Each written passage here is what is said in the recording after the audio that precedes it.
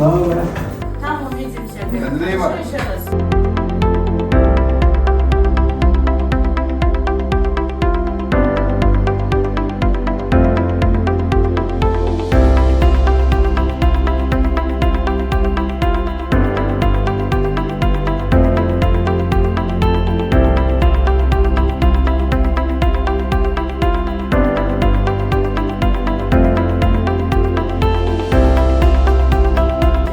Maşallah, maşallah.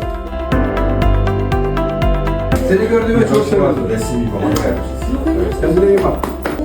Çok teşekkür ederim. Ben de pazar ettim. Seninle tutuyoruz. Aa, çok sağ olun.